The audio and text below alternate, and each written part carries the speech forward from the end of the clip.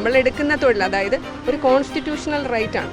നമ്മളെടുക്കുന്ന ജോലിക്ക് തുല്യമായ വേതനം എന്ന് പറയുന്നത് അത് നമുക്കിവിടെ കിട്ടുന്നതേ ഇല്ല. ഈ എക്സാം എന്ന് പറയുന്നത് വളരെയധികം ടഫായിട്ടുള്ളൊരു എക്സാമാണ്. ഒന്നിൽ കൂടുതൽ തവണ എഴുതിയിട്ട് തന്നെയാണ് ഞാൻ ക്ലിയർ ചെയ്തത്. അപ്പോൾ നമ്മൾ എങ്ങനെ സർവൈവ് ചെയ്യുന്നു എന്നുള്ളത് ആരും ബോധർ ചെയ്യുന്ന ഒരു കാര്യമല്ല. അതുപോലെ തന്നെ ഈ അഡ്വക്കേറ്റ് മാഡം പുള്ളിക്കാരിയുടെ എഫേർട്ടിലാണ് നമുക്ക് ഈ ഒരു വിധി വന്നത്. എക്സാം ആയിട്ട് പോലും ഇത്രയും ഒരു പാടുള്ള എക്സാം വേറെ ഒരു രാജ്യത്തുമില്ല.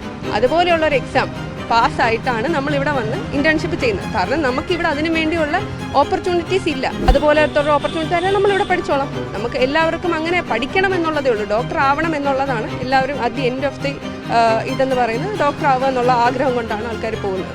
തീർച്ചയായും എക്സ്ട്രീംലി ആശ്വാസം. കാരണം ഈ പറഞ്ഞതുപോലെ നമുക്ക് ഈ ഒരു ഗ്ലാസ് വെള്ളം കുടിക്കാൻ നമ്മൾ വേറെ ആരോടും തെണ്ടണ്ട എന്നുള്ളത് ഒരു വലിയ ആശ്വാസമുള്ള കാര്യമാണ്.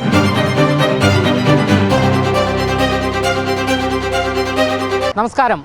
ഫോറിൻ മെഡിക്കൽ വിദ്യാർത്ഥികളോടുള്ള സംസ്ഥാന സർക്കാരിൻ്റെ അവഗണനയ്ക്കെതിരെ ഹൈക്കോടതി വിധി വിദ്യാർത്ഥികൾക്ക് വലിയ ആശ്വാസമായിരിക്കുകയാണ്.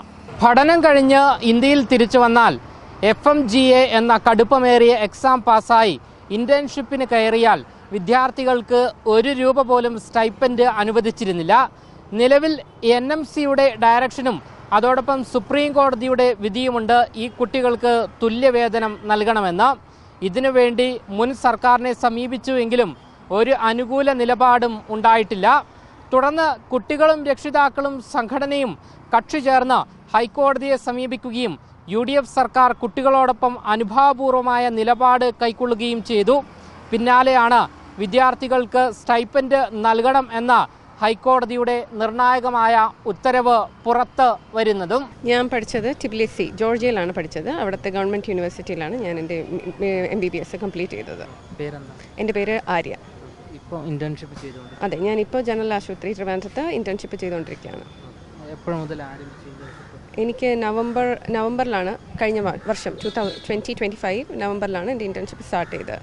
സോ എനിക്ക് ഇനി ഒരു 3-4 മാസം കൂടിയുണ്ട് ഇന്റേൺഷിപ്പ് കംപ്ലീറ്റ് ആവാൻ. പഠനം കഴിഞ്ഞതിന് ശേഷം ഒരുപാട് നാട്ടിൽ വെറുതെ ഇരിക്കേണ്ട സാഹചര്യം വന്നിട്ടുണ്ട്? ഇല്ലെന്ന് ഞാൻ പറയില്ല. കാരണം ഈ എക്സാം എന്ന് പറയുന്നത് വളരെയധികം ടഫായിട്ടുള്ളൊരു എക്സാമാണ്. ഒന്നിൽ കൂടുതൽ തവണ എഴുതിയിട്ട് തന്നെയാണ് ഞാൻ ക്ലിയർ ചെയ്തത്.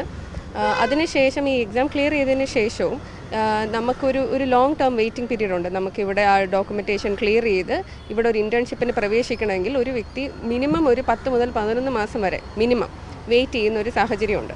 അപ്പം ഒരാൾക്കുണ്ടാകുന്ന ഒരു ഫിനാൻഷ്യൽ കൺസ്ട്രെയിൻ എന്ന ആ സമയത്ത് എന്തുമാത്രം ആകുമെന്നുള്ളത് നമുക്ക് ജോലിയില്ലാതെ നമ്മൾ വീട്ടിൽ കുത്തിയിരിക്കുന്ന അവസ്ഥയാണ്. അതായത് ബിരുദധാരിയായ ഒരാൾ വേറൊരു ജോലിക്കും പോകാൻ പറ്റാത്ത അവസ്ഥയിൽ വീട്ടിൽ കുത്തിയിരിക്കുന്ന അവസ്ഥയാണ്. അതോടൊപ്പം തന്നെ നമ്മൾ ഇൻറ്റേൺഷിപ്പ് ഒന്ന് സ്റ്റാർട്ട് ചെയ്ത് കഴിഞ്ഞാൽ നമുക്ക് സുപ്രീം കോടതി വിധിച്ചിട്ടുള്ള ഒരു ഈ സ്റ്റൈഫൻഡ് നമുക്ക് തരുന്നില്ല. നമ്മൾ അതിരാവിലെ ഈ ആശുപത്രിയിലേക്ക് വരികയും പാതിരാത്രി വരെ പണിയെടുത്തിട്ട് പോകുന്ന ഒരു വ്യക്തിയാണ്.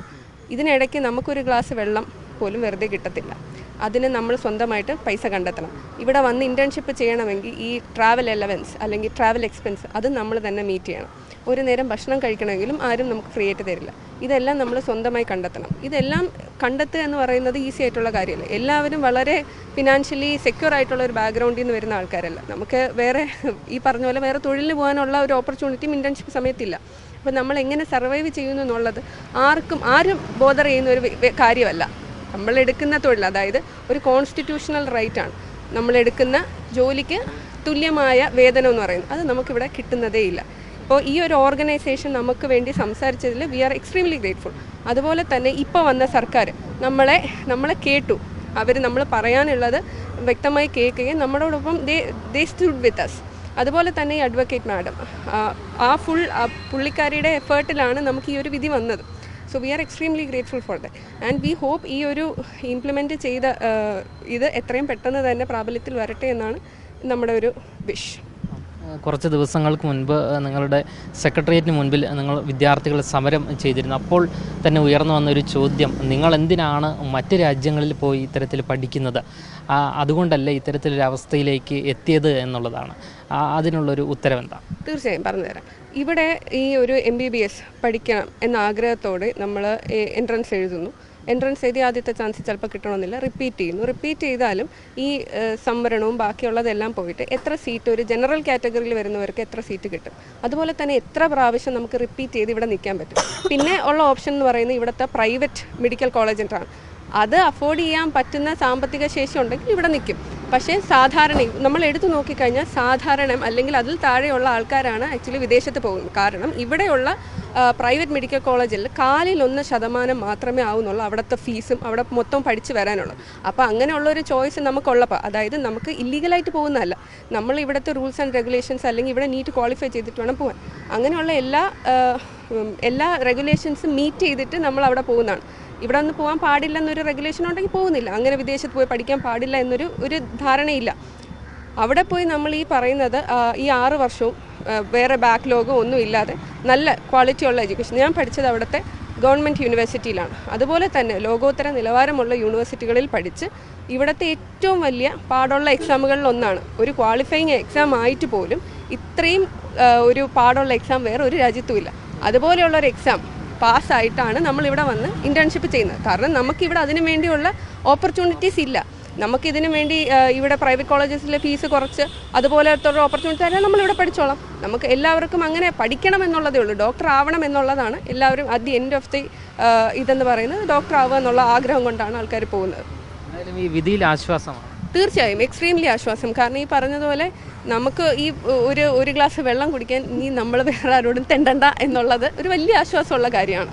എന്തായാലും വിദേശത്തു നിന്നും പഠിച്ചിറങ്ങിയ വിദ്യാർത്ഥികളെ സംബന്ധിച്ച് നമ്മുടെ സംസ്ഥാനത്ത് വലിയ പ്രതിസന്ധിയായിരുന്നു. കാരണം ഇൻറ്റേൺഷിപ്പിന് പോലും ₹1 ലഭിക്കാത്ത സാഹചര്യം, ആ സാഹചര്യം നിലവിലിപ്പോൾ മാറിയിരിക്കുന്നു എന്നുള്ളതാണ് യാഥാർത്ഥ്യം. ക്യാമറമാൻ ആഷിക്കിനൊപ്പം അമൽ രുദ്ര, മറുനാടൻ മലയാളി, തിരുവനന്തപുരം.